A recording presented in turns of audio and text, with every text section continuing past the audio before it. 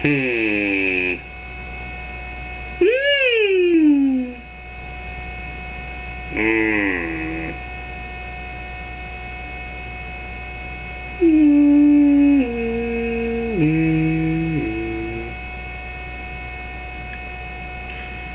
Uh,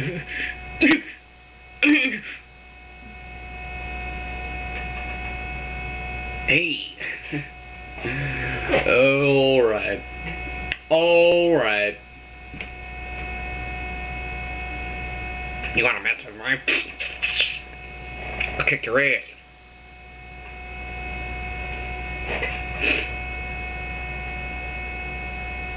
Yes, indeed.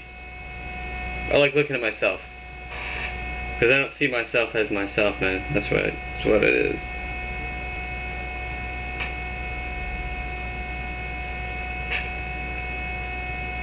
Hmm. Hmm. There's so much shit that we have to learn in order to even have a single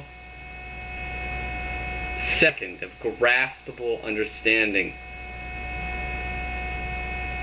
of how fucking intense our perception, this that I'm experiencing right now, that you are experiencing right now, if you felt its true intensity all the time, you would go fucking ape shit crazy. Ape shit crazy. Only the people that are extraordinarily sound in mind and capable of digesting this immensity, moment to moment, are only those people can be considered the true wise or the true mystical whatever. I mean, you can be enlightened and not have the mystical understanding, the mystical experience. Because when you have that, the entire perception of reality switches over into a new tonality, into a new modality that accentuates the absolute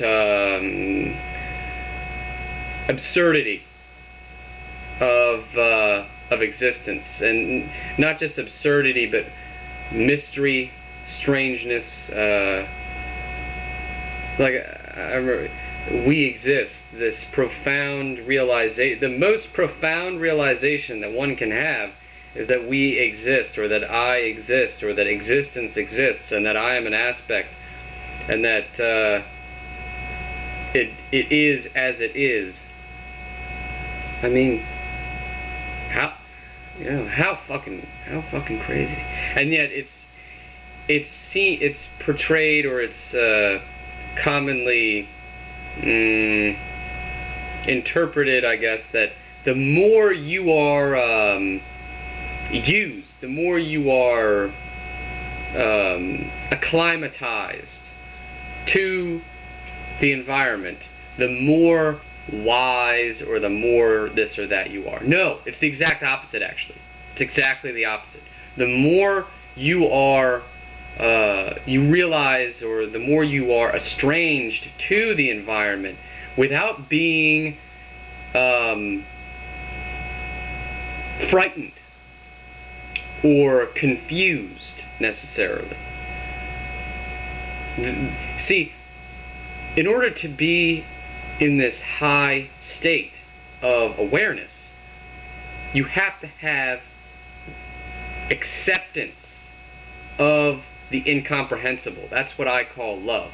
A person that you meet is an incomprehensibility to you, but you accept that person regardless of that incomprehensibility. And that, to me, is what love is. And so what we have, life ends up becoming this acceptance, but sometimes for the common person, this acceptance is more of a disinterest and an ignorance, whereas with the mystic, it is a constant seeking for greater understanding, yet a realization that this full understanding will never come to pass.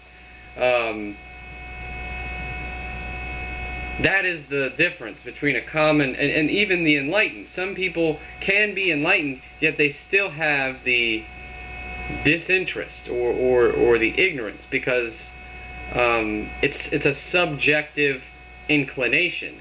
That's why that's not everyone can be the mystic, the sage. Not everyone can be the Jesus or the Buddha. That's why, because there are certain people that will do this because of a subjective desire to do so. Some people will be less inclined. And that's the degree of that spectrum, is how one is determined as a wise person. Their inclination to discovery or philosophy, the love of truth. So the more this mystery unfolds, the more it becomes just extraordinary. And it's not about the entity. It's about the fact, the undeniable fact. And that's the most incredible aspect of it. It's so fucking undeniable, and yet it's so extraordinary.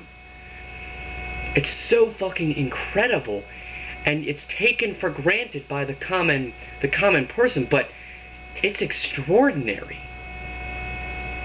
The fact that you are perceiving this screen, and the fact that this screen was fabricated out of the process of evolution, all of these realities come together in a single moment, and the complexity is constantly compounding in all of these different aspects.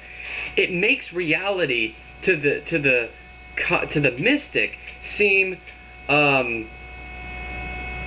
if it were fully understandable, if it were fully realized, as the entity, not as the full consciousness. Of course, that's all it can experience. If it were experienced here, the person would more than likely become completely succumb to it instantly, and then that ego would then die immediately, and would completely succumb. The consciousness would completely succumb to the reality. I think. I mean, that's I think what people experience when they do LSD or tripping in general. You know, that whole concept. There's the idea of ego death. The problem is, you're still, even when you go into that, you're still in the realm of the mind. So you cannot experience the full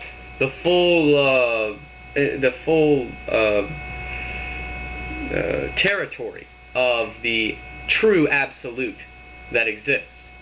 I think that the measurement of time, the dimension of measurement of time, is consciousness.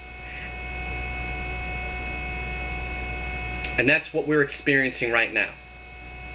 And so every single quantum of existence is being measured by consciousness. And when we die, this resumes. We wake up, as it were, into the continuity of this measurement. And once time dies, consciousness sleeps. And then it will eventually wake up again. That's my, perhaps it's prophetic belief. I don't know. I don't know what you'd call that. Anyway, yeah, it was fun talking to you. Glad you brought me into your home by the planetary organism.